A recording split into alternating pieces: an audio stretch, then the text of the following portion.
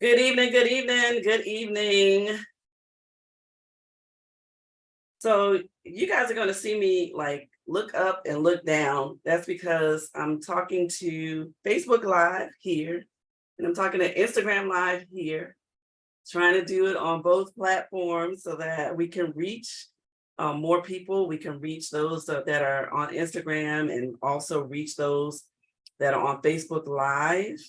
So as you're coming in, as we do every week, put in the chat where you're tuning in from. I want to see where you're tuning in from. Last week we had someone tune in from Africa. So tell me where you're tuning in from. I'm excited to see where people are coming from tonight. I'm excited as I am every night, every Monday, every Mind the Mental Monday is an exciting new day. And even though we're dealing with the topic of mental health, it's important for us to understand that mental health is health, right? And so it's not doom and gloom. We're not coming on here, looking down and no, we're talking about something that's very important for each and every one of us, and that is taking care of our mental health. Mental health as well. Everything starts up here. And so if we're not well up here, then it's going to be difficult for us to be well in the body as well. So so mental health is health, and it's important for us to realize that. So again, I am Reverend Benita Weathers. I am, as a caveat, I say it every week, I am not a licensed mental health practitioner, but I am a mental health advocate. In my background in health education, I've studied a lot, got a lot of experience in research and health and mental health as well. And so I am an advocate that just wants to educate people about mental health and the importance of getting rid of the stigma around mental health in various communities. So I do a lot of work. I have a workshop that I do with churches. I want to thank, if anybody is on here, from St. Paul's Baptist Church in Conshohocken, Pennsylvania, that I was visited on Saturday. We had a really great time. People were really engaging, and I hope people learned a lot there. Got a lot of really positive feedback. So if you're interested in having me to come to your church or come to your organization, whatever that the case might be, to talk about mental health, to talk about destigmatizing mental health, please inbox me. Myself and my team will make sure that I get the information and will follow through. I'm happy to travel as well. So let me know. Let me know if you want to tune in. And I'm really giggling right now. I'm really giddy because I have a special guest that just popped in. So, hey, my baby. This is my baby. This is my baby. My grandbaby. She made a special appearance tonight. She is a part of my why. She is a part of the why that I do this, because I want her to grow up in a world where mental health is not met with stigma. And so her mama is here too. They came in from Atlanta. So I'm excited to see them. Jima will see you when I'm done, okay? Hey, mama. Hey, mama. I'm excited. So, you want to say hi to people? Hi, people. Bye, people. So that was my daughter and my grandbaby who popped in to, they just got in from Atlanta. So I'm excited to see them. And so we're going to get this Mind the Mental Monday going, because I got to get back to my baby. All right. All right. So that they actually really are a part of the why that I do this. my husband, both of my daughters battle with depression. And as one who loves them, one who cares for them, I want to make sure that they are well. And in the process, I want to make sure that I'm well. I want to make sure that as a caregiver that I take care of myself as well. And so that is the reason that I do these Mind the Mental Mondays. So tonight we're going to talk about a topic that was mentioned in the chat from one of the viewers who wanted to know, how do you manage having multiple children who battle with mental health challenges? And it's a really tough reality. And when you have children, whether you have one or more than one, it's always a challenge raising children. It's not for the faint of heart. It's a very serious job. It's a very serious task because you are responsible for shaping the minds of the future, right? They are the ones that our generation will depend on in the future.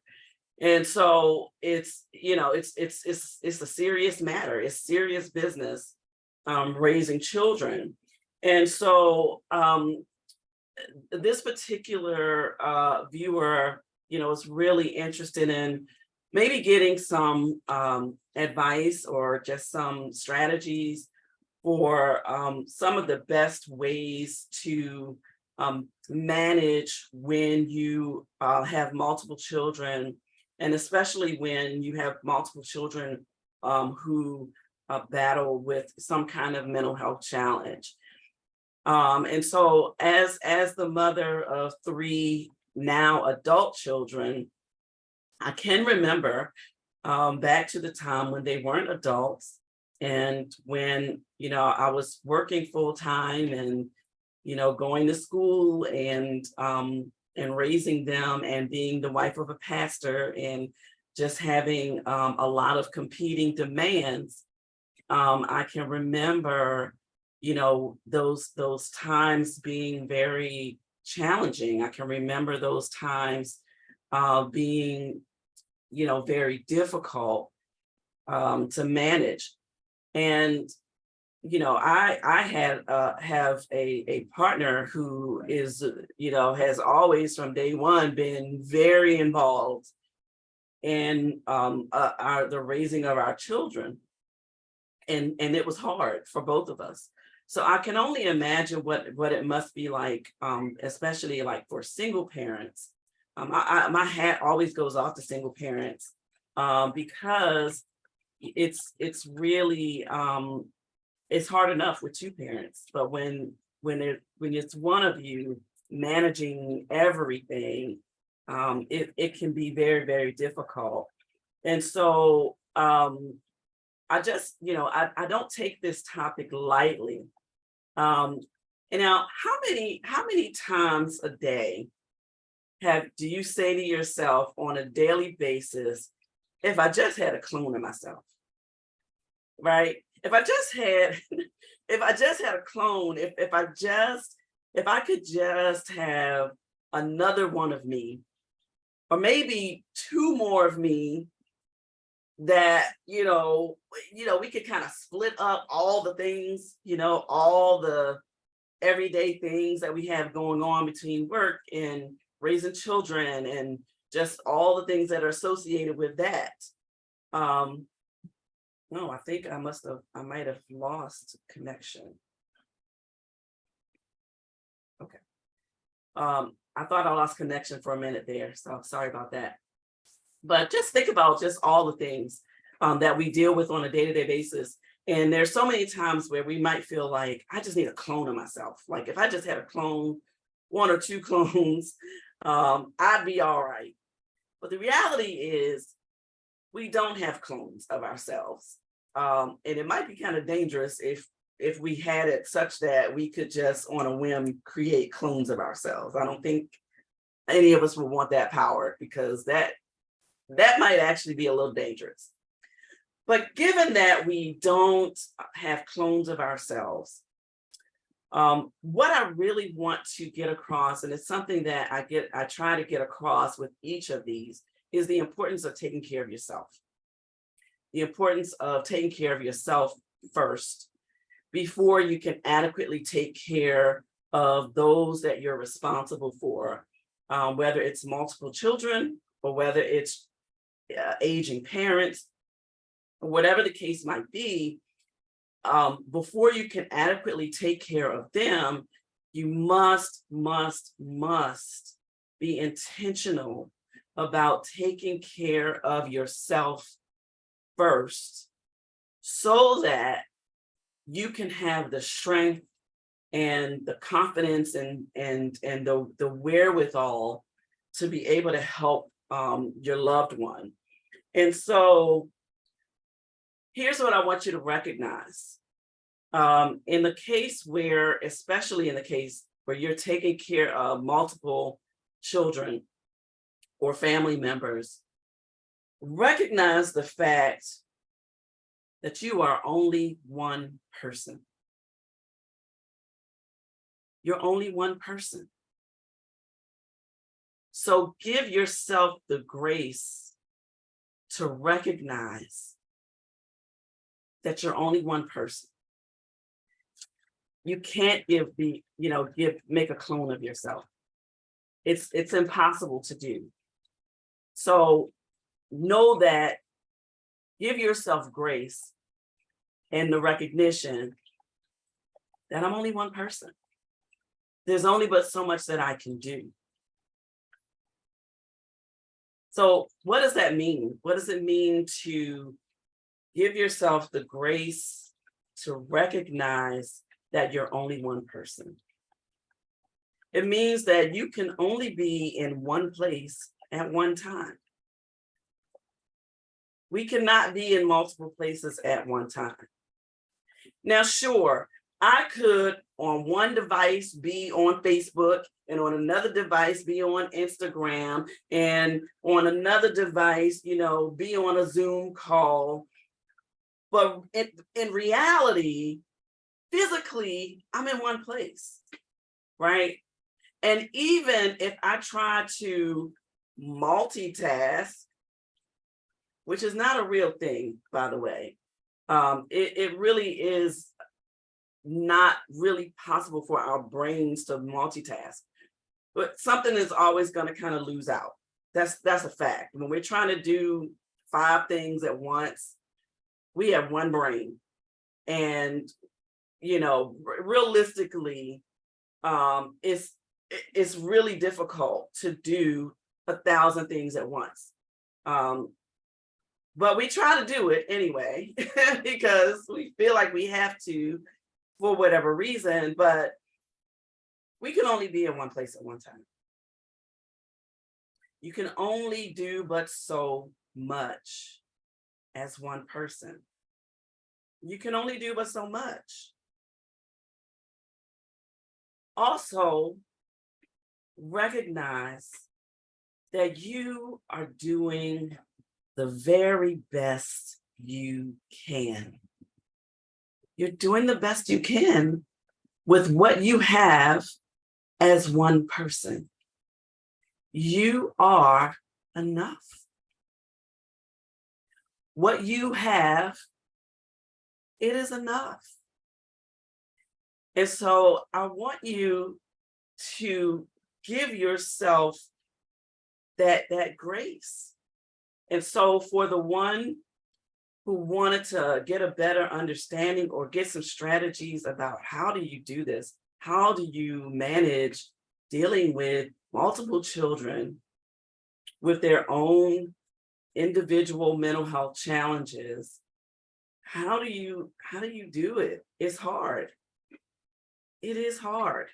And I want to recognize that. It is hard, and there's no magic pill or abracadabra that we can do to make it easier. But what we can do is strategize ways to get through. Because as one person, that's all we can do. And so I don't want to underestimate how difficult it is to manage working with multiple children or multiple family members who have their own issues. And especially when you have your own issues too, that you have to deal with. I don't want to underestimate how difficult that may be.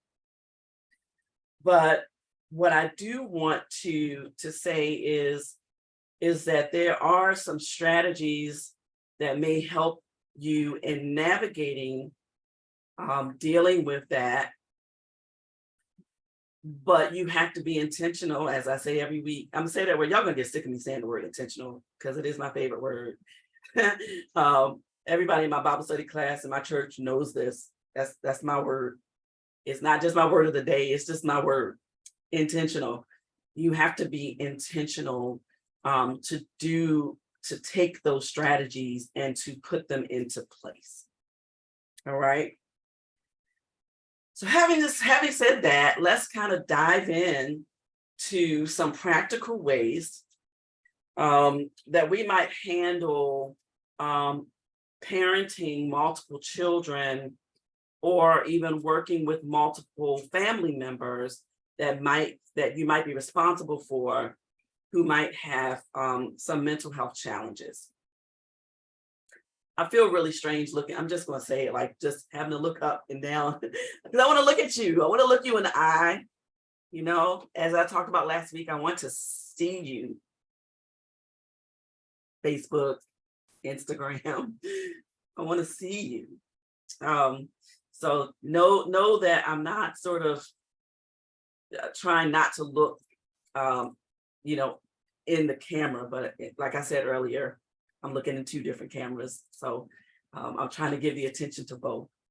But anyway, all right. So what are some practical ways that you can manage, you know, working with having multiple children and multiple children who might have mental health challenges or maybe some other kind of special need, or maybe even if it's other family members, like parents, for example, that you might have to deal with. I'm going to focus more on having multiple children because the person who suggested or who wanted to hear more about this topic really wanted to hear more about dealing with children with mental health challenges. So I'm going to really speak more from that perspective, but I think that some of these strategies can also be used when you're talking about dealing with other, you know, parents or other family members that you also that you might have responsibility for. Okay, so the first thing with children is to remember that each child is unique with their own unique needs. And so it's important to avoid making comparisons of them and try to get to know them individually. Make sure you try to see them, as we talked about again last week, you know, the art of seeing. Make sure that you see them and see them as the individuals, as the unique individuals that they are. And so often children, especially when they're young, will vie for their parents' attention. I know when my children were young, I'd come home from work and literally as soon as I walked in the door, they would like, all three of them would just bombard me. Mommy, mommy, mommy, mommy, right? And it would be really overwhelming for me because first of all, I'm just getting home from work. Literally, I've just walked in the door. My bag is still on my shoulder. You know, I haven't changed my clothes. Like I haven't had a chance to like do anything. And it's like, boom, they would just converge on mommy. So what helped me with that, because it really was, anxiety producing for me. It, is I had to let them know the importance of me putting the oxygen mask on myself first.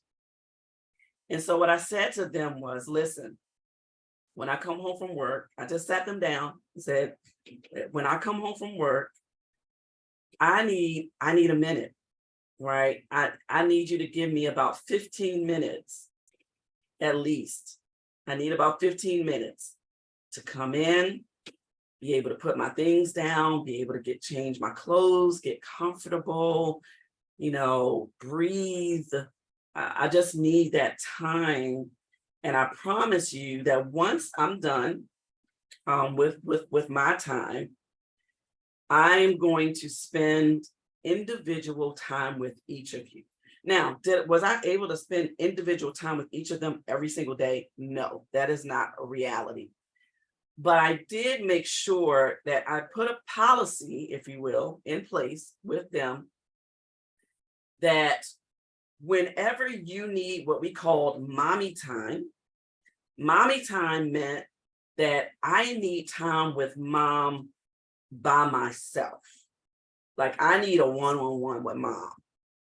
And so everybody, each of them respected that time. And so if I was in mommy time with one of them and the other two came along, came in the room, they would look and they'd be like, oh, you're doing mommy time. And if the answer was yes, they would just turn around and go back and go somewhere else, because they respected that, because they knew that when they needed it, that they were going to get that time as well. So I always recommend that you take the time to get those few minutes to yourself. It might not be 15 minutes. You might only be able to get, 5 minutes, but take the 5. Take it. Take the 5 minutes. Take a little bit of time to yourself to engage in just your own sort of care for yourself. All right. And so, it's again, you're one person. It's impossible to divide yourself 2 ways, 3 ways, 4 ways. It's impossible. You cannot do it.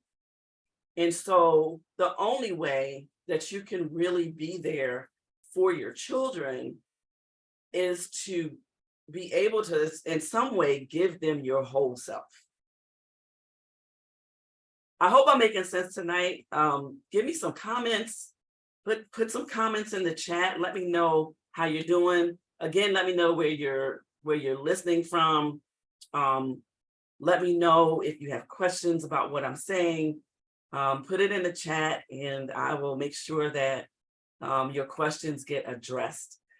But hopefully this is resonating with someone tonight and it's making sense.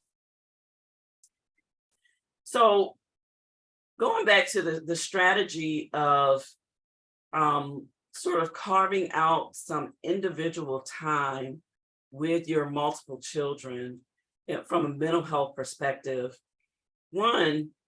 First, when you take the time that you need to yourself and kind of get your own mental self together, take time to breathe, to do some affirmations or, meditate for a few minutes before you go in and sort of deal with their issues.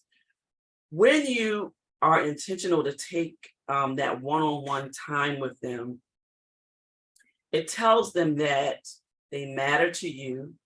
It tells them that you have a desire to connect with them individually, to connect with the individuals that they are. And there is no such thing as people use the term mini me. There's no such thing as a mini you.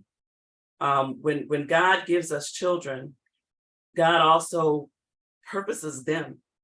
He puts a purpose in them separate and apart from us and from our own purpose. Their purpose is different than ours. So they're not miniature versions of you. They are themselves wholly. And so when you take the time to first take care of yourself, two things that's happening there is that one, you're teaching them, you're showing them by example the importance of self-care, because our children model what we do. I know back in the day, parents used to have this saying, do as I say, not as I do. But children are going to do what you do. You are their model. They're looking at you as their model, and they're going to do what you do, and they're going to say what you say. And don't spank them for it when they go somewhere and they repeat something that they've heard you say. Don't let them, don't get them in trouble, for saying things that they heard you say, because they do what you do. So when you take time for yourself, and you communicate with them that that's what you're doing. Listen, I know I'm mom, and I know you need me, but I need me too.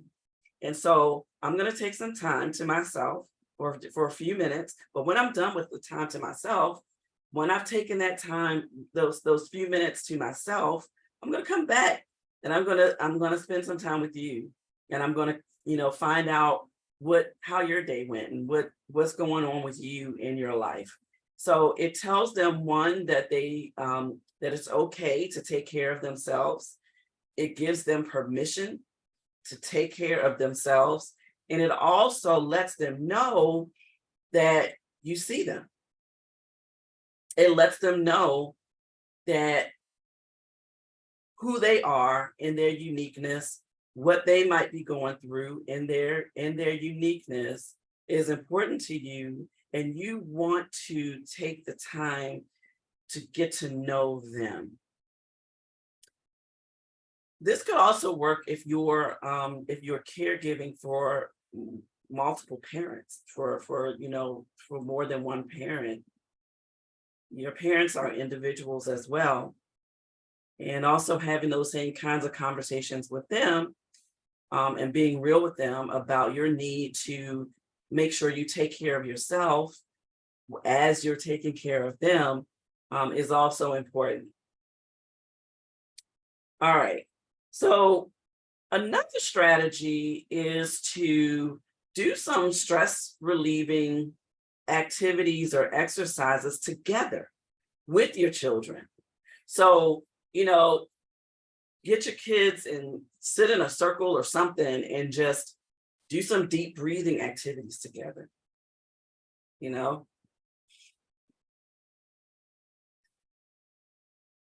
Deep breathing really does relieve some stress and tension in the moment. So say, if they're getting excited or, having something going on, just like in the moment, take them by the hand and say, hey, come on, let's sit down, let's breathe. Let's just take some deep breaths together. Do some exercise together, dance, put on some music, put on some old school music, your old school music, and have them dance with you to it, and let them put on some of their new school stuff, and, just make a game out of it, make something fun out of it. Because what's that going to do? That's going to make you laugh.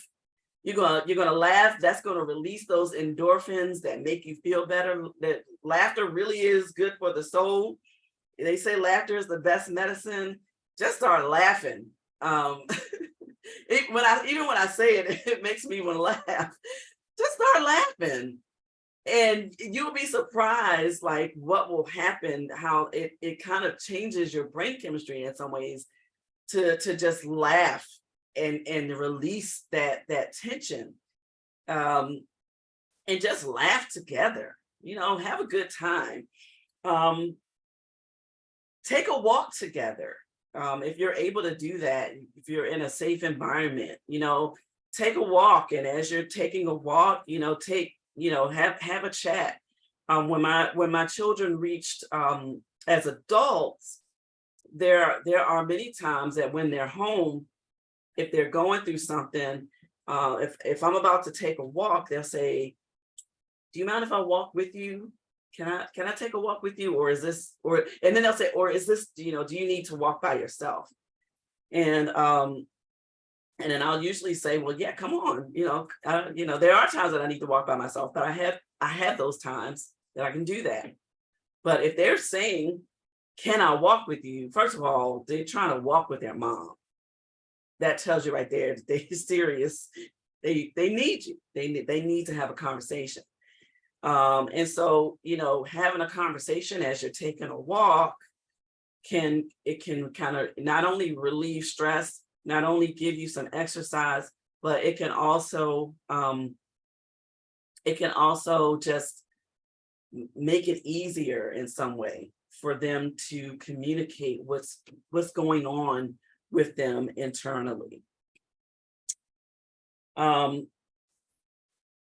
For children that might have like some kind of severe mental health challenge, it's important to talk to their doctor or talk to their therapist to get some ideas or strategies or activities that work best for whatever their condition is, remembering that they are unique individuals.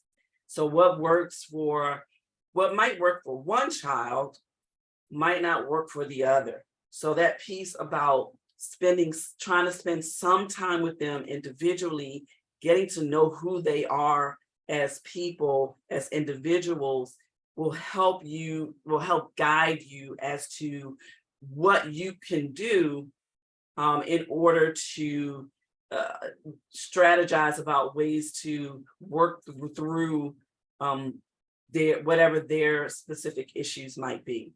But for those that have some kind of a medical mental health diagnosis, talk to your child's doctor, talk to their therapist, and ask them, just let them know what your concerns are. Let them know that you have multiple children that have mental health concerns or challenges, and you want to know as a parent how to best navigate that for the specific conditions that your children might have. And then once they make suggestions, try them, and then there might be things that you think of that work best for you in your household, that work best for you in terms of your relationship you have with your children, that you might want to lean into. And that too is, it doesn't have to necessarily be suggestions from a mental health practitioner or physician, but there might be things that you do that works for you in your household. And so go ahead and lean into that. I think the biggest thing with children, regardless of whether or not they have mental health challenges, is that they want to be seen.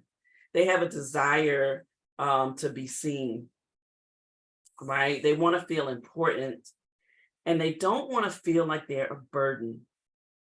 It's the same thing if we're taking care of aging parents.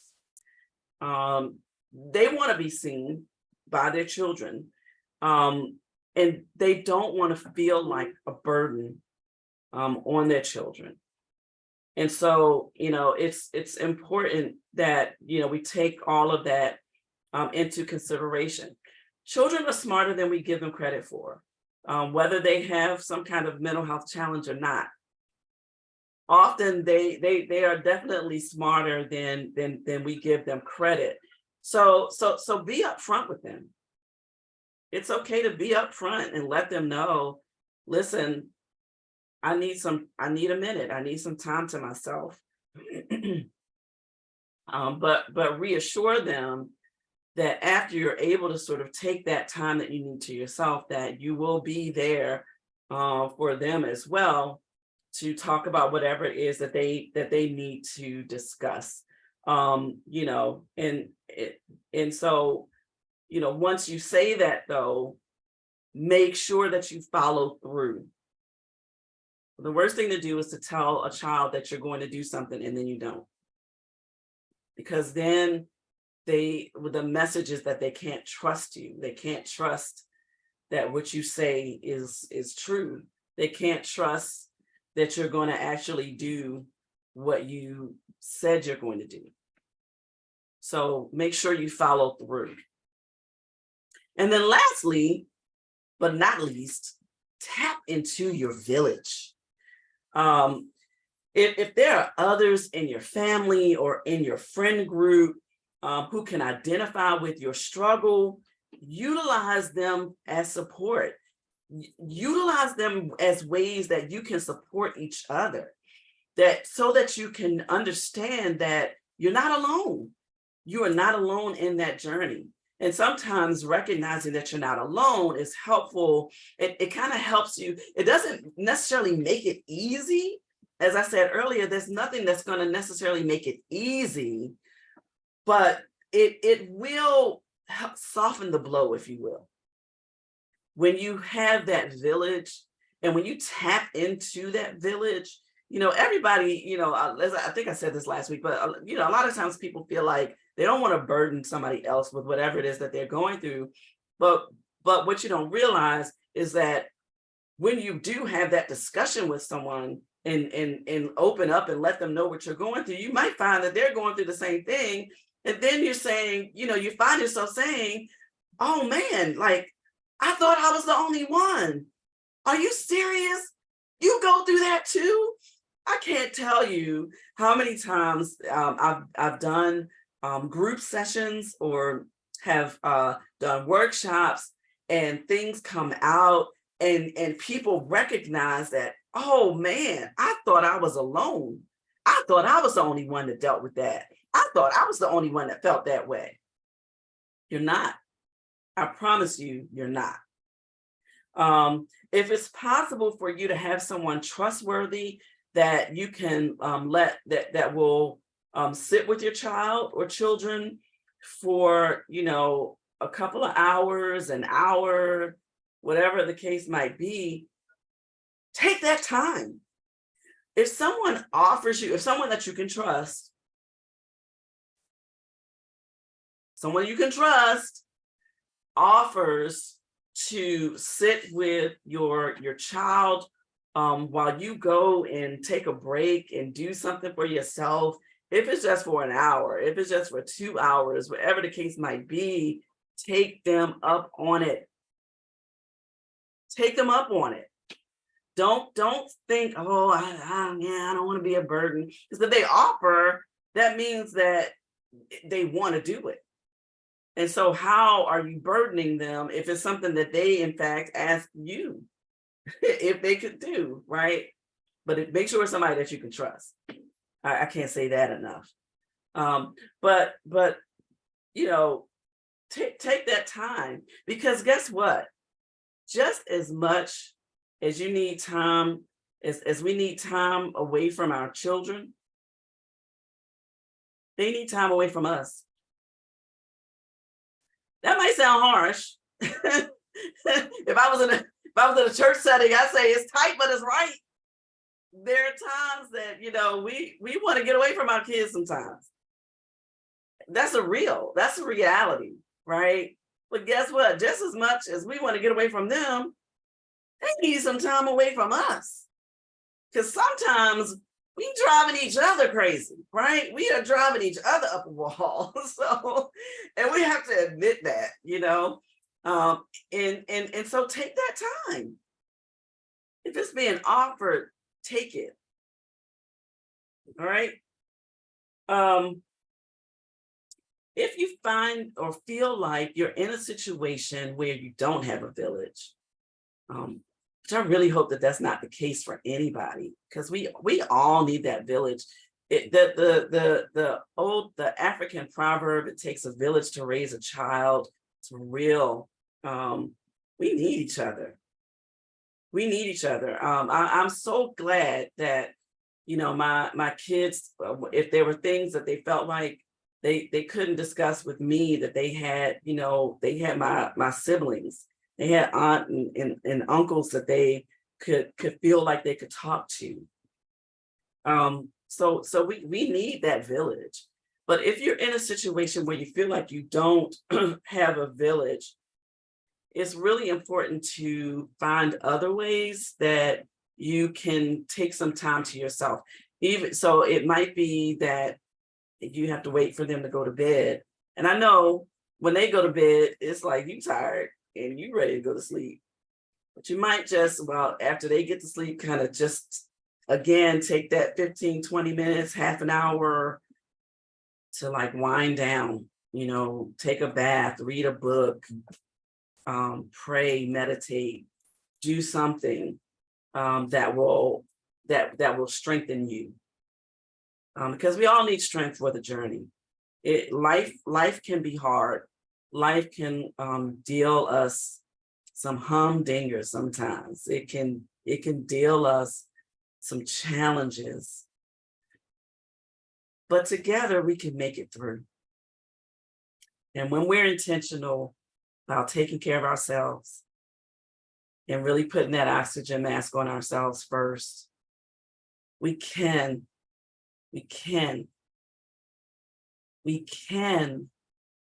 get through it. So I hope that this has been helpful tonight. This it really can be a challenge to try to take care of yourself mentally while you're caring for others, and especially when you're caring for multiples of others.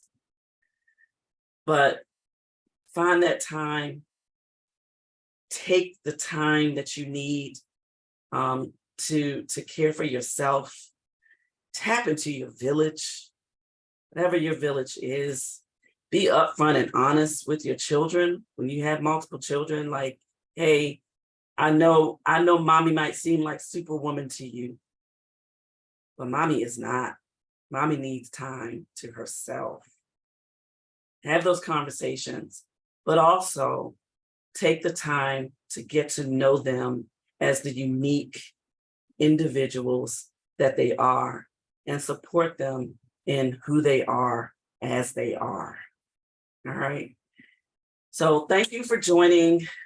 God bless you. If you didn't get a chance to see the whole live, it'll be here. So check it out. Talking about needing a clone. Yeah, I need a clone, but the reality is we're not about to clone ourselves. That's not going to happen. We are one person. Give yourself the grace of being the one person that you are, and recognizing that you can only be in one place at a time. You can only do but so much. Give yourself that grace. All right.